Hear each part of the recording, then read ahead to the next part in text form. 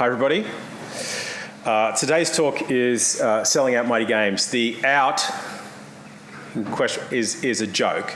It's a joke, right? It's a very Melbourne joke, so that's fine. Before I begin, I would like a very quick show of hands. Who here works with me? Who here doesn't know who I am? Ah, that's good. Oh, yeah, okay. Odd Venn diagram. That's fine. Okay, so.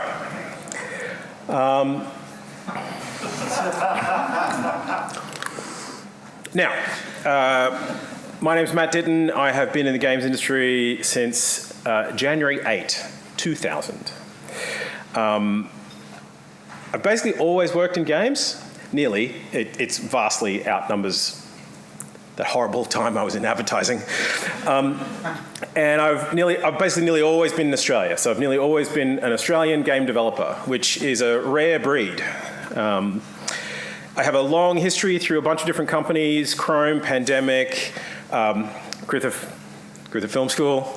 I apologise for my time there, but the people are great, so that was good. And then I came down to Melbourne and I started Many Monkeys because I couldn't get a job, so I just made my own job. And then I met Ben Britton and we started Mighty Games. And so I've had this big, long things that I've done. And the major question that has been coming up is, why on earth are you giving this talk? Everyone who knows me was like, what? Why bother? What are you doing? And there's I'm really only giving this talk because no one gives this talk. This is an event that happens. It's a thing that can happen in the life of a business. And because of my tie back, because I owe my career to Australian games and I owe my career to a lot of people in and around this room, I think it's important that when these things happen, it's worthwhile talking about them, explaining them, and then kind of opening the floor so that if anybody has any questions, I'll just answer them. It's fine. It's kind of open question policy. There are a few audience... And of course, Kendra turns up. There you go. Yeah. There are a few people who this is intended for, so if you do fall out of this category, I'm sorry. I hope at least I'm foolishly entertaining. If you're a current studio owner, there's probably something to get. If you are a developer who one day thinks about being a studio owner, this could be a useful talk. Everyone here at Mighty would like to hear the story, so they are also here. And honestly, the talk is for me. The talk is for me, but me a couple of decades ago when, I first came to, back when it was like the AGDA, and I gave terrible talks, and if anybody was there, I'm really sorry. Like they were abysmal. But it's there's a benefit to this kind of business knowledge that it isn't talked about enough. It's an integral part of how we operate as a community and as a business. So having this conversation is kind of valuable. So that's kind of, I want to set that scene. That's kind of how it's intended. The thing to understand is that these slides will all contain facts, and the conversation is the flavor. Okay, so everything that I'm talking about has been public. It is on the record. Keywords is a publicly listed institution, so there are obviously some things I can't talk about. So if we stray into that territory, I can't say anything. But what we're talking about is everything that occurred prior to August 3, 2022. Let me take you back. And then we can go into what my year has been since then. So, the mighty people laugh at that, right? So, very simple, the when and the what. August 3rd, 2022, Keyword Studios purchased the Mighty Games Group. It was acquired for $10 million Australian in an 80-20 cash stock split. 40% is locked up in an earnout. 60% paid out upfront.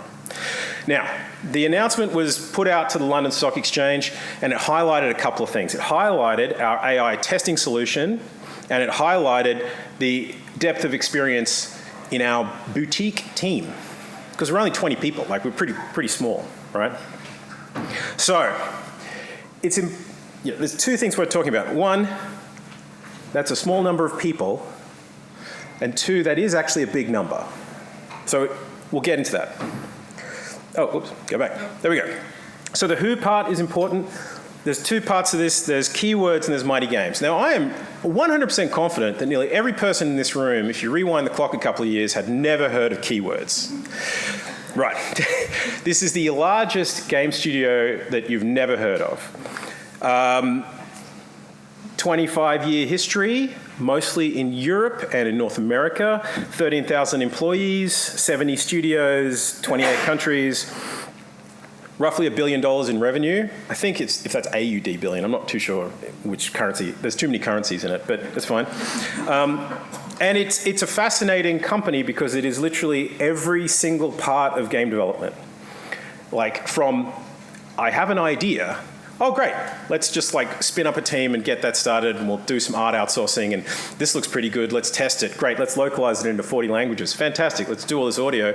Oh cool, now we're going to market it and do all these ads and do all this stuff and then we're going to get Paris Hilton to talk about it. Like keywords can handle that whole chain. You can walk in with a bag of money and you can walk out with revenue. You're done. Like it's a thing. If anybody wants to do that, you give me a call, we'll sort it out. So, on one side, keywords. On the other side, Mighty Games. Mighty had been around for 9 years. It was founded by myself and Ben. We made mobile titles. I will go through the series of events to kind of like say how we got this, but we were very small. We were a very small little company. We had a very long history in work for hire, and we had accidentally invented something, but I can't say that we accidentally invented it. We like deliberately went out and did this. It was an accident, but it was. We invented this thing called build and test, and all that is actually it was literally our process for development.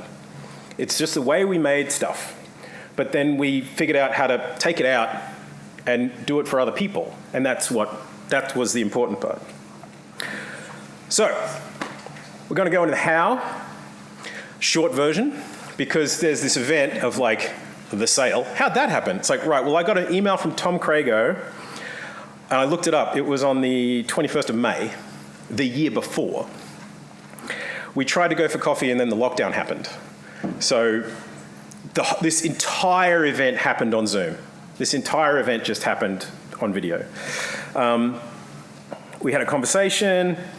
After the conversation, I called Cam Rogers, who's my lawyer. Is he here, Cam? No. Slack prick. Anyway. That's because you went to his talk. That's true. I didn't make it to his talk, so that's only fair. That's fine. And I called my accountant, Luke. Is Luke here? God damn it. Okay, that's fine. Did you go to the accountant's talk? I didn't go to the accountant's talk. This is, yeah. This is completely fair. This is completely fair. And what happened then was like a lot of conversation, a lot of chats. There was paperwork. Paperwork had more, and now Cam Rogers appears. That's right. Paperwork became more official chats. We had to prove certain things. We got to paperwork. Now there is the dark, evil section here, where it's like this section was rough and it took a long time. I'll get into that. And then we signed it and it was done. And then I literally did climb a mountain. That is the same day that I signed the paperwork. Because I was on holiday, and I wasn't on holiday. This all happened.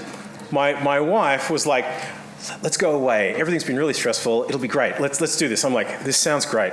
And what happened was, right, we need to get this sorted this week. So I turn up, and I'm on Mount Hotham. There's no reception. It's terrible. I had to sit in the foyer pretending that I was checking in to the hotel that I was not checking in, because the place I was checking in had no reception, and I had to pretend that like, I'm working here. No, I'm staying here. And then I did the whole deal on a couch in a hotel that I didn't stay in the freezing snow, like on the phone for 4 days. It was terrible. And then I climbed a mountain.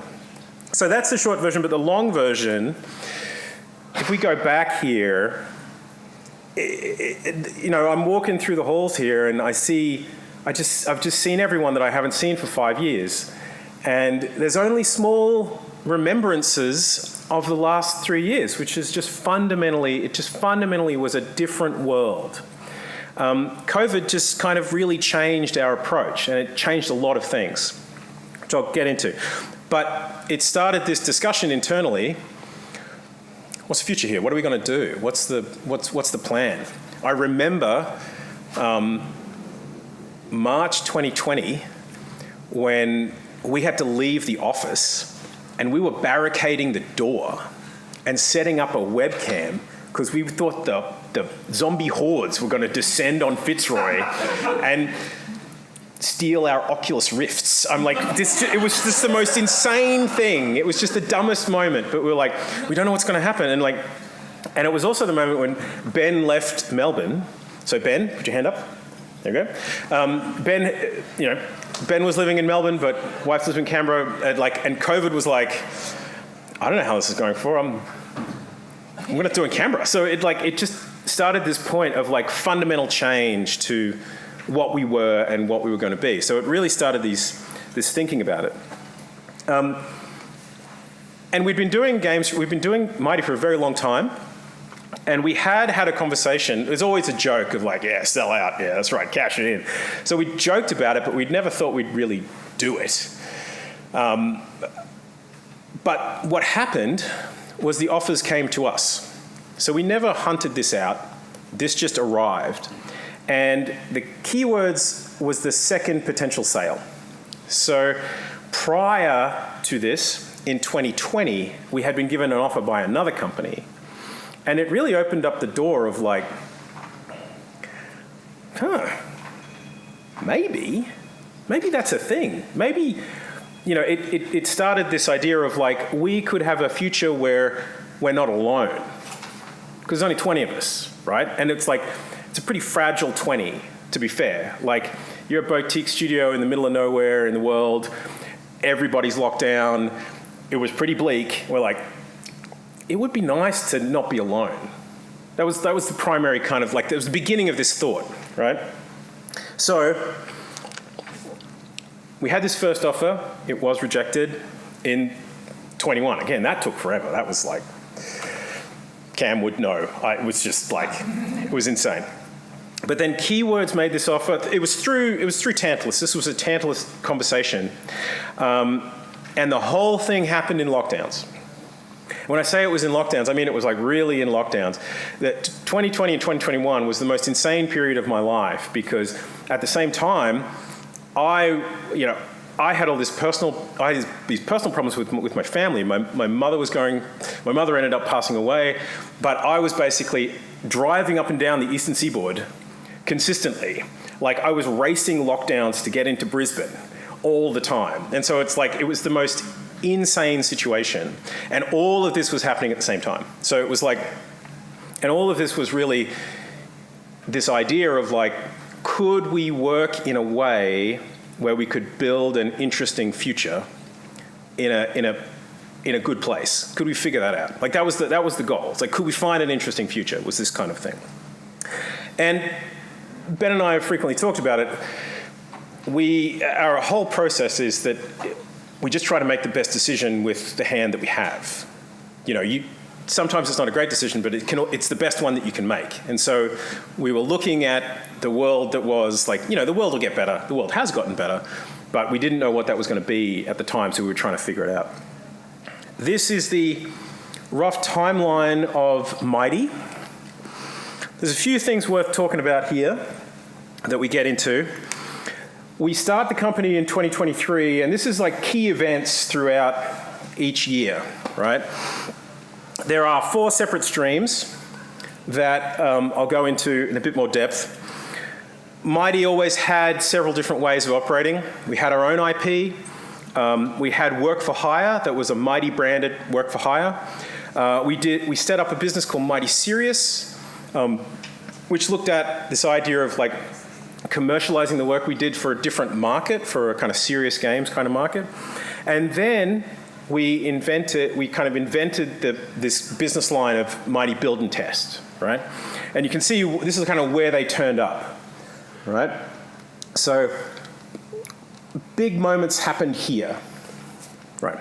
Now, 2022 being the company sale, and two of those four things did not continue, okay? They did continue, but not with Mighty, so I'll go into that.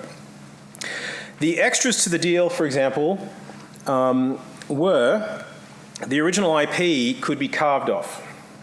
So Keywords is an interesting company because Keywords is a service business. It does services. If you need something done, it can do it. But it doesn't want to be in competition with you. That's the thing. It works with like every game developer in the world, like it works with every publisher in the world. You don't want to be in competition. So we don't make IP. That's this kind of like rule, right? So if they purchase somebody, they don't take the IP. So we hived off Piffle, Shooty Skies, Shooty Overdrive, Charming Keep, into this company called DBKM. Extra points if anyone can figure out what that stands for. Archie. Ditton, Ditton, Kitten, Mittens. Correct. Yeah. Yes.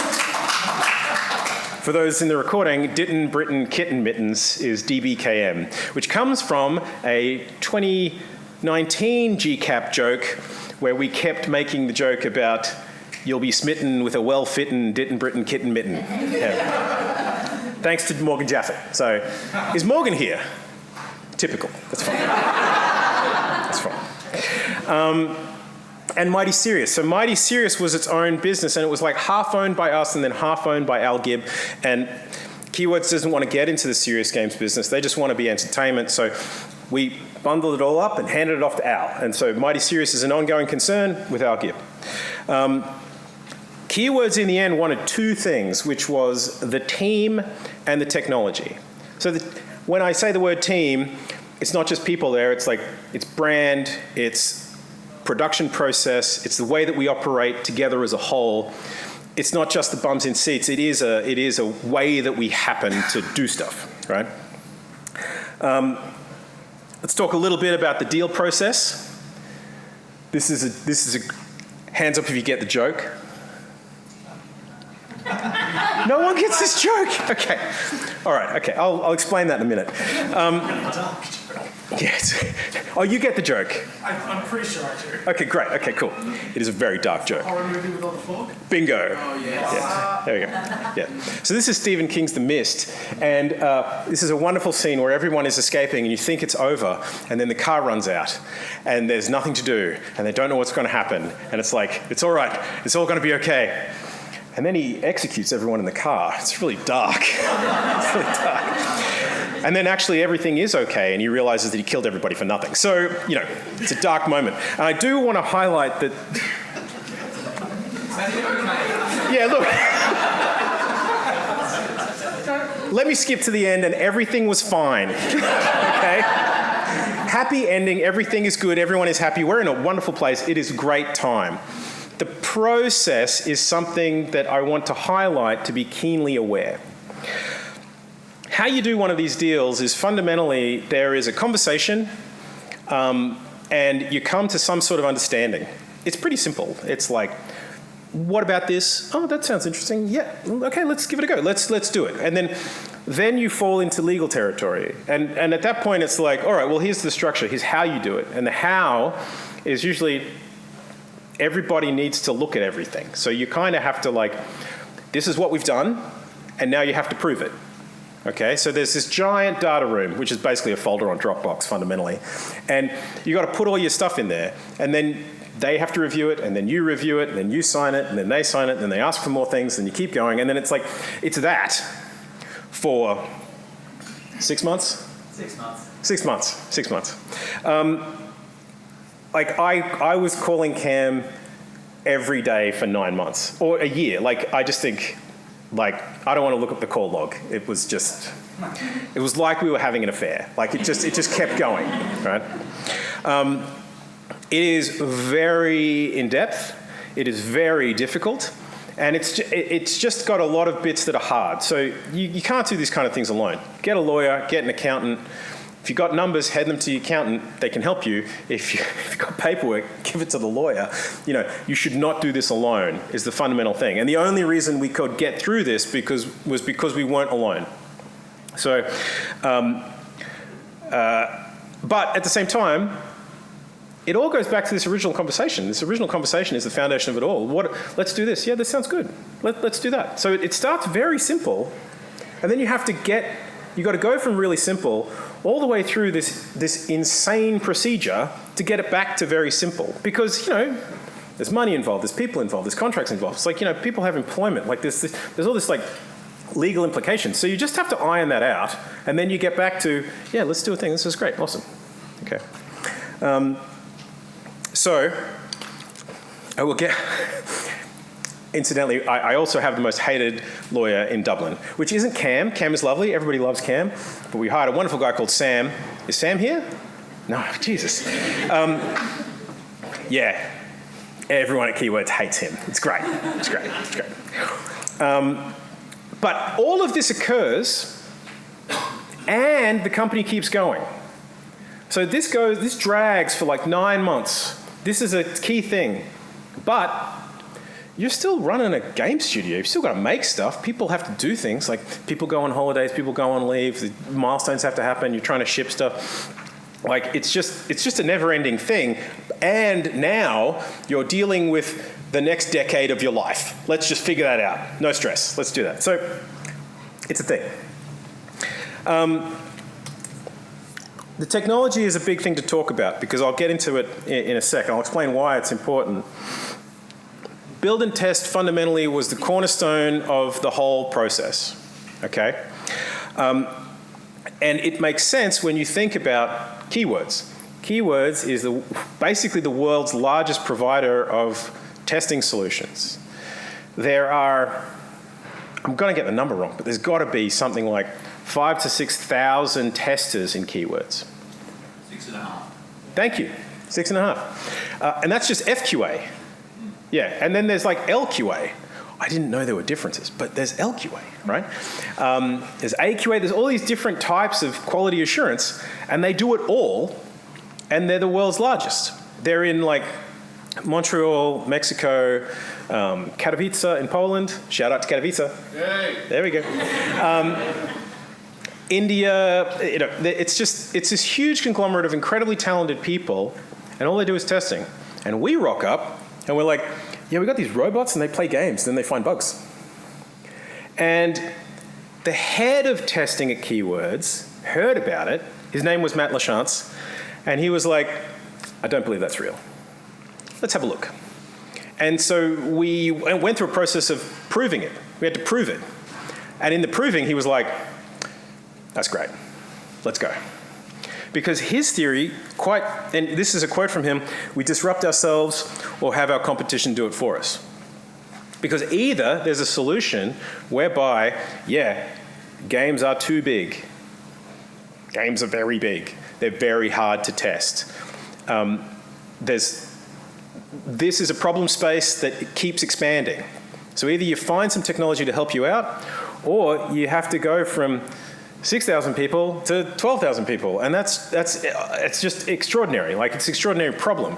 So it's like, could we use the 6,000 people to test 3 times the games? Probably. Let's add some automation. So that's the whole theory behind it. So actually, it was led from inside that if we can bring this tool in and we can use it, this could really help. This could really help the business, really grow it. So I want to phrase that because it explains this. It's $10 million, 80 cash, 20 Keywords shares, 60 on closing, 40 over 3 years. 10% of that value was for the brand and the team, and 90% was for build and test. So that's why it's a really odd thing to say, we're only 20 people and we got 10 million, because it's like, I run a studio with 2 people. We must be worth, what's that math? 500,000. We must be worth 500,000. And it's not quite true. Like, it's not quite true.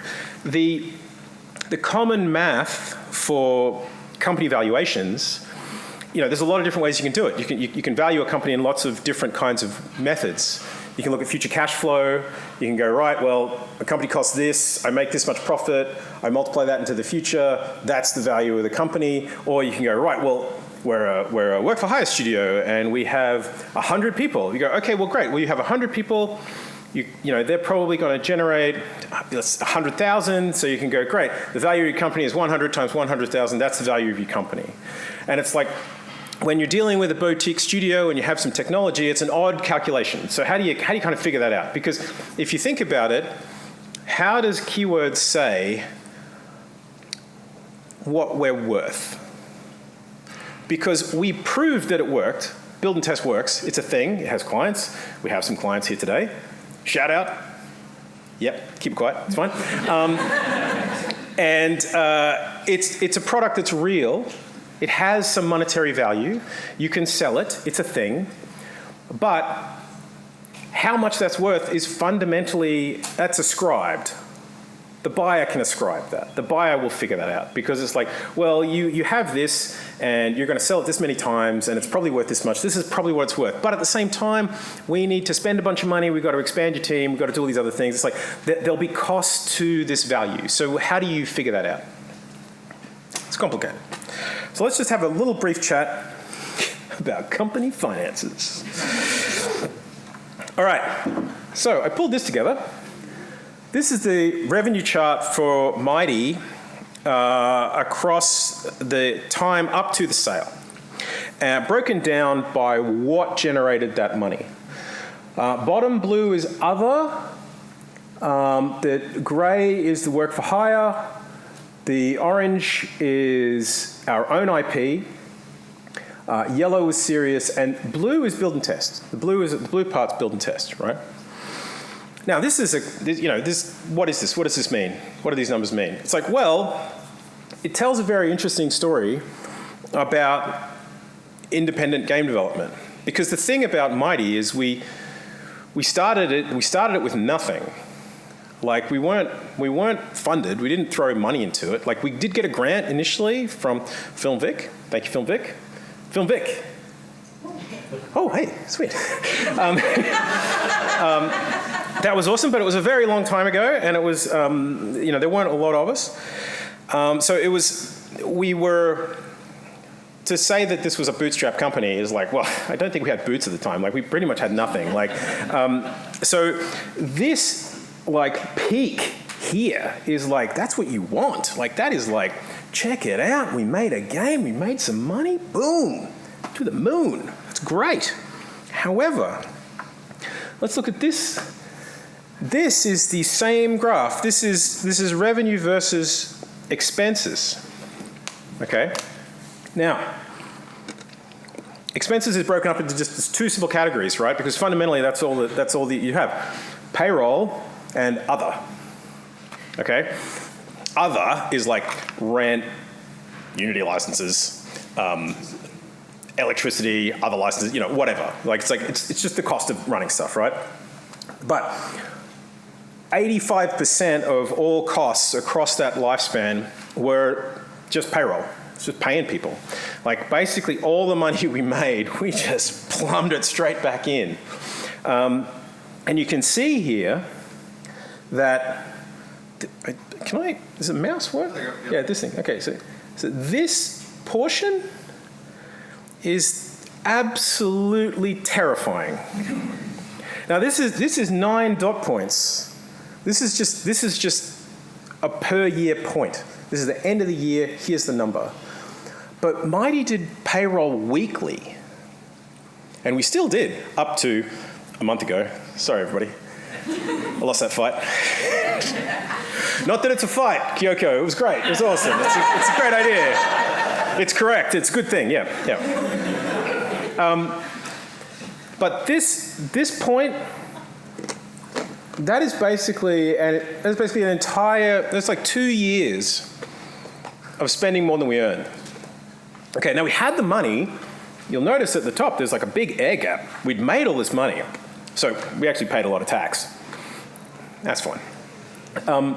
So we had all this money and we could afford to do all this money, but the problem was It was a very unsustainable issue, right? And you'll notice that, like, when we go back, this narrowing of the work for hire was basically, we had an incredible contract and it was awesome, and it dried up. And then it was like, oh, shit. How does it, but at the same time, like, we found other ways. Like, we found other income streams to kind of make this work. But that red fucking line is still too high.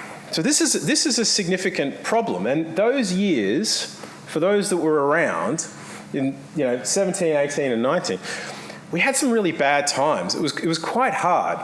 We were very stable as a studio, but there was a point where we had to let people go, and it was like one of these few points where it happened, and it was brutal, and it really sucked. Like, it's a painful thing, but we always had this thing of, like, never spend down the bank so there's nothing left. Like, you have to remain stable. If we have to let people go, let them go with the most amount of money possible. Like, give them as much as you can, give them as many opportunities as you can with other studios and other people, look after everybody, and then somehow keep it rolling. And you can see that this declining gray line, like, it's just a line, but it actually just represents, like, well, there's less people there. Like, people lost their jobs at Mighty. Like, that's the thing. It's like, hiding behind all these numbers is like this very human situation of, like, yeah, we did great. And then it's like, oh yeah, we want to run a studio. And, like, running a studio is hard. It's just a hard beast. Making games is easy. Not really. That's also very hard. But, like, maintaining the company to make the games, that's very, very hard. However, you'll notice that when we get to 21, things change, right? And I'll go back here. It's like, we started, again, we'd found this work for hire. It's like, oh, wait, hold on. This is good. This is a thing. But then also this blue line, this, like, build and test line, it was growing. And it made sense. It's like, this is a thing. It can kind of work. It could be its own kind of arm. So what happened was that bit, the gap happened again. There's money. This looks good. So this was kind of like a very important point. And it's like, obviously, this is very coarse. This is just a once-a-year thing. But just imagine this insane roller coaster. So it's like, it was a lot. So the odd part about this entire event was, like, we made great titles, we made great games. Shooty Skies and Piffle and Disney Crossy Road and Shooty Skies Overdrive. These are really great games. They're absolutely awesome. But at the same time, we had this belief that the most important thing about Mighty were the people that made the games. Because the games come and go. Like, you just make another one next year. Like, you just keep making more games. Like, we don't stop making games, but the people keep making them. So the problem was, how do we keep the people going? That was always our thing. It's like, we want to build a studio that's ongoing, that works. And at the end of all of that, the thing that was actually the most important was this process that we had invented, this process of creation that lent on technology, that lent on all this stuff, that really exposed this idea of, like, we accidentally had all this value. We didn't fully appreciate it. It's like, oh yeah, because the conversation to the sale was, Tom Crago was like, yeah, we're looking for a work for hire studio. And I'm like, oh, we do work for hire. Yeah, we do that. Yeah, we can talk. So we got this other thing. It, like, tests games. He's like, what's that? And then it was like, it snowballed that we almost had to have it explained to us that this was the thing of value. We knew it was valuable, but it was like, oh, wait a minute, hang on. Yeah, hold on, this is a thing. So, there are a few takeaways. There are a few things. I want to kind of race it through so we can get to some questions, but how you run a studio is incredibly important, because how you run it is fundamentally this thing that it creates its value. It's the thing that brings its worth to it, right? You can value a company in a lot of different ways. However, all the value in these situations where you have a company sale, it is ascribed by the purchaser. Because you can say something's worth infinite money, but unless someone is willing to pay you infinite money, it's actually not worth infinite money, right? That's the thing. It's like, if you say it's worth, I want to sell this to you for $50, and they're like, I'll give you 20, and you go, okay, I'll take 20. It's like, well, it was only worth 20. So it's this interesting back and forth where, you know, you're selling something that doesn't have a price tag. You're selling something that it's not on the shelf, but you have to somehow figure that out. You know, and there's a lot of different ways to do it. Talk to your accountant. It's very helpful. Talk to your lawyer. It's very, very helpful. Your job on your side, in this arrangement, there are two parties, the seller and the buyer. As a seller, your job is like, you got to fight for the value. You got to kind of go, right, no, this is why it's worth this, and here's how we prove it's worth this. And you need to kind of make that case. That's the value of the whole thing, right? Future potential is what things are sold on, but the past provides the evidence of that, okay? So you have to have this, like, you know, this is what we think it's going to be, and I can prove that it's going to be this because this is all the things we've done before. Here we go. And you make that case, and people go, yeah, right, yeah, fair enough, yeah, can't dispute it, it's fine. So that's the big what, right? That's the bit of the money. I'm happy to answer questions about money. But the why is the biggest question. Like, you know, why on earth did you do this? Okay, because we ran for 9 years, and we could have probably run for another 9. Like, you know, it turns out, like, if you haven't broken the company in a year, you can probably keep it rolling. Like, you're obviously not incompetent. So it's like, I wasn't particularly incompetent at running a business, so I could probably keep it going. So the question is, like, why do you do a sale? Why would you fundamentally change how this works? And we pretty much had, you know, 3 major reasons, which was there's the concerns of the team, the timing of the whole situation, and then a fundamental want for, we could do things differently, you know? There'd be this want for change. So the team's an interesting conversation that's worth having, and we dance around it, right?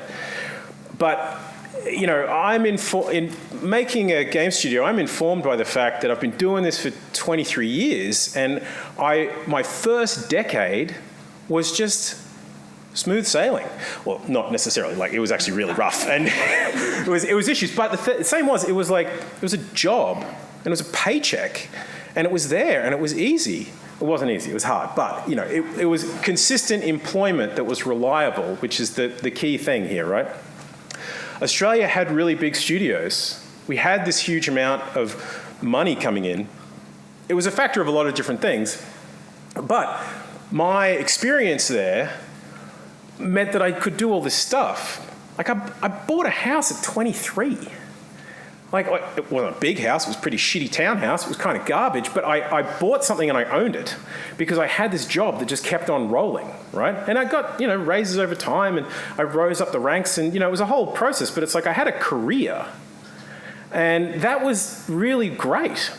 And then the GFC happened, and the whole industry just fundamentally changed. Like, all of that reliability and security just went away. And I've witnessed a generation of developers that have never had that opportunity, right? It's like we've all been really struggling for this decade, right? And when we started Mighty, like, honestly, I came down to Melbourne and I started a company because there was nowhere to work. There was nowhere that I wanted to work. I had a couple offers, but I didn't want them. And so I I started Many Monkeys just as a way to have myself be employed. And I was, you know, that's not for everyone. That's actually a really hard thing because I had a history in the visual arts. I'd been freelancing on a whole bunch of stuff. I kind of knew how to live paycheck to paycheck, and I knew how to kind of like build up a business and kind of sort that out. Like, roughly, I was an idiot back then, but I kind of figured it out along the way. And then Mighty extended that. You know, it was this idea of like, we could do this pro. Like, and Ben and I decided to do this together because, we wanted to make mobile games and free-to-play games. It was the thing. So we put it under a brand, and we can pull people together, and we can give them a job. And it was always about this kind of like, could we have security? Could we kind of have a career? Like, it was a thing. So I've had all these opportunities. 10 minutes, right? Like, I could only build Mighty because I had a job for 9 years at Chrome and Pandemic that paid really well, and I could buy a home, and I invested it, and I had that money, and so that when it all went to hell and I had to start from scratch, I had a cushion. I could give this a go, right? And there was a want. Like, in the back of my mind has always been this with Mighty, that like I want to provide a place to work, which is like, I would like to work here. And I just like enough time here to kind of like have everybody have the same opportunities that I had, right? But that's really hard. It's really, really hard. And if you're an indie developer, it's tricky. You have to figure out where the money is. You've got to figure out how to make that work. It's a tricky thing. So, timing and the want for change, right?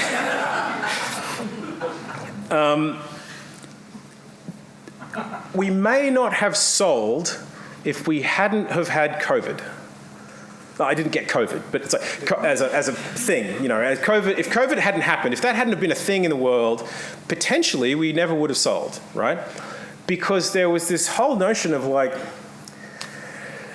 woof, this is a big problem, and this is a problem that is solved with friendship and partnership and growing, and having enough people around you to kind of help you solve these problems.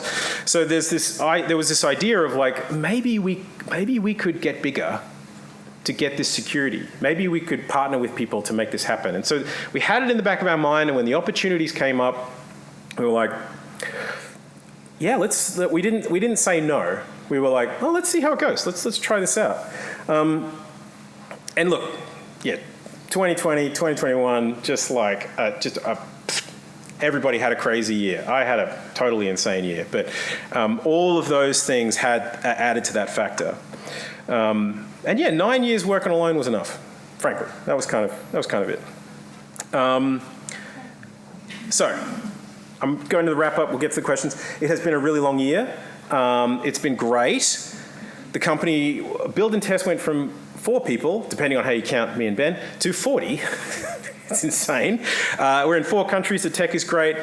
There's just this global crew of co-workers. I have co-workers. As a business owner, you don't get a co-worker. Like, I was always incredibly lucky because I had Ben, and we worked together, and it was like we had someone to bounce each other ideas off. But then that's it. Like, you have all these problems, and you can't talk about them. Like, I can't talk about the downward slope of revenue versus the upward cost. It's like, I can't tell that to anyone. That just brings fear. So I can't tell that to anyone. But now I actually have people I can talk to. There's people you can talk to. It's great. It's like a really great thing. There's all this stuff that's happened. It's been incredibly positive. We've done all this great work. Some stuff we can't talk about. Some stuff we are soon to talk about. It'll be really, really good. And I've been around the world 4 times, which has actually sucked. But I'm incredibly lucky. I'd never have to stand in a line in an airport. That's the greatest part. But anyway, but this photo, this is actually the reason why I wasn't at GCAP last year, because this talk should have happened a year ago. I was in Brighton for Keywords Summit. That's my mum at our ancestral home, which is Ditton on Thames, and it's the same train station. And I dragged Ben. It's like an hour out of London, in the middle of nowhere. I'm like, come, it's going to be great. Okay, you got to line up this photo. Yeah, it's great. And it was a wonderful moment. But the most insane thing is actually the COO of Keywords lives there. And when I said, oh, where do you live? He's like, this shithole called Thames Ditton. And I'm like, mate, that's my name. So yeah, it was a thing. None of this would have been possible without all these people. Like, it is incredibly important that you understand that this is a collective effort. Like, without all of these people, this never would have occurred. Cam has to have a huge shout out because I would have lost my mind without him. Like, it just wouldn't have happened.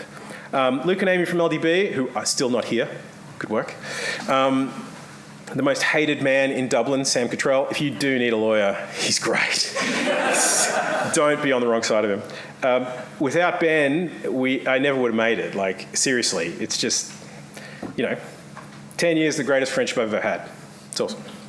And look, the team, without the team, like, there would be no reason to do this, but then also it's like there's no motivation to make it happen. I wanted this to happen because I wanted them to enjoy it, right? And I have a special shout out to Tony Lay, who is sitting outside on the Ultimate booth with very long hair that he grew over the last couple of years. Oh, there he is. He's there. He's like, this is Tony Lay. Tony Lay is one of the greatest people in the Australian game dev scene that just does not talk. Well, he talks to me. He's great. He's running Ultimate. It's fantastic. He's brought Supercell down here, which is amazing. Everybody should go and talk to him. He is a wonderful, wonderful person. And without his guidance, and without talking to him, like, I just never would have figured out how to navigate this, because it's crazy. And my wife, Claire, and Ben's wife, Leonie, like, living with us would have fucking sucked. So this is great. And then on the other side, Craigo, Davies, and LaChance. So these three people basically went to bat for us, and without them, it wouldn't have happened. But, with them, it was like, it felt like, even though it's hard, we're all going to try to push this thing across the line, and it's just been great, Very important tips. You need a lawyer, you need an accountant. Keep your house in order. And what I mean by that is, you're running a business, don't do sketchy shit. It's pretty simple, but sometimes it can be easy to do sketchy shit. Just don't do that, right? Anyway, deals will cost you money, but you can find ways to make it work, like it's all right. And it will be probably one of the hardest things you'll ever have to do. And there are a lot of people in Australia that have done this. So if you are in this circumstance, give us a call. Like, we're happy to help and we're happy to talk about it, because it's a weird little club. It's an odd club to be in, but it's an odd situation. So feel free to reach out.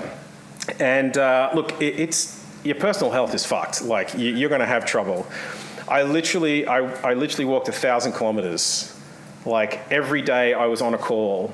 And then I had all these calls with Europe, so it's like I'm calls in the middle of the night, and then it'd be like, and I would just walk around the neighborhood for 2 hours. Like, I went through 2 pairs of sneakers. I was burning Ks. It was nuts. I was in great shape. So yeah. Any questions? This is my phone number. This is my personal email. Shouldn't have done that, but it's all right. If ever you're in a situation where this happens, or if ever you want to talk it through, I will answer that call. Not a problem. That's your phone number. That's right.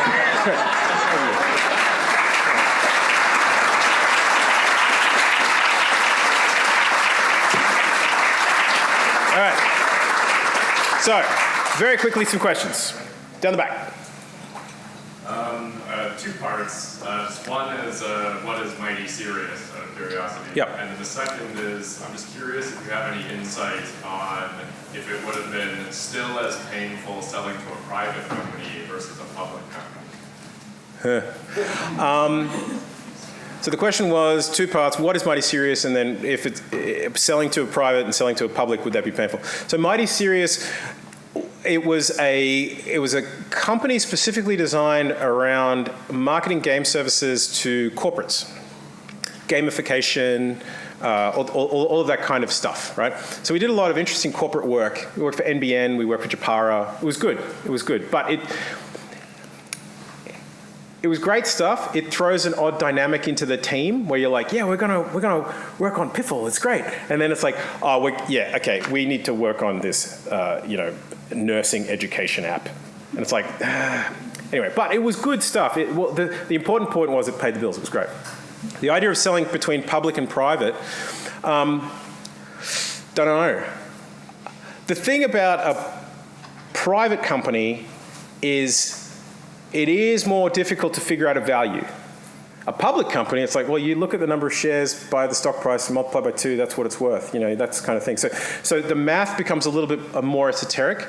But fundamentally, you have to deal with the people. You're just talking to the other people on the other side. So it can work, but it's the same. It's the same problem, but it has different things, which would be the things. Yeah.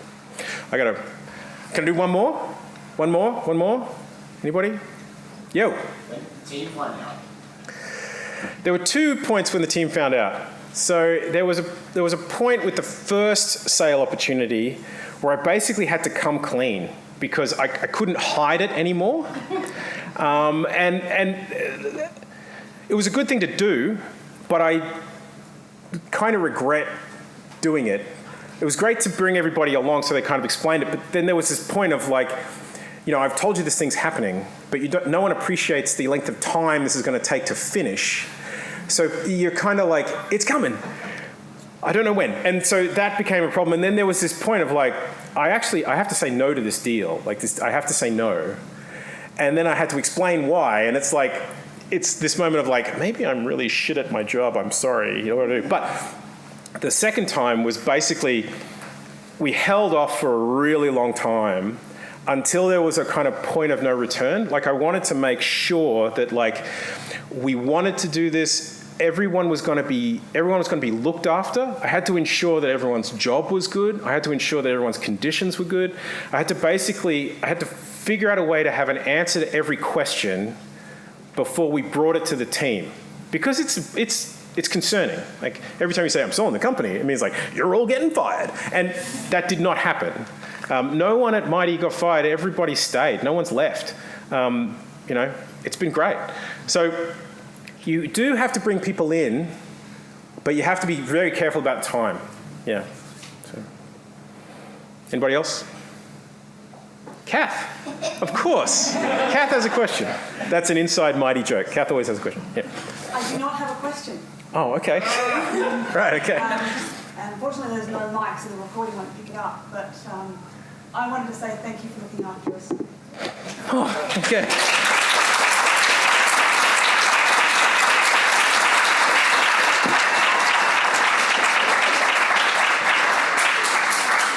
It's great. I mean, I would say that there was this bookmark in the history of Mighty that happened on the 3rd of August, which is the existence that we had prior was great. You can write it down, you can wrap it in a bow, and you can go, yeah, this is what it was. But there's a new existence that happened after, and I've been nervous about it, but we've made it really great. Like, it's had all these really great outcomes, Like, there's just been all these wonderful little personal stories of the team that, frankly, has just made, it's like, fuck, I should have done that years ago. Like, it was like such a great thing. The outcome has been so good for everyone that, it was such the right thing to do. Like, every week cements, like, yeah, that was right. Apart from, I have to keep getting on fucking planes, but, apart from that. But anyway, I got to wrap it, so that's it.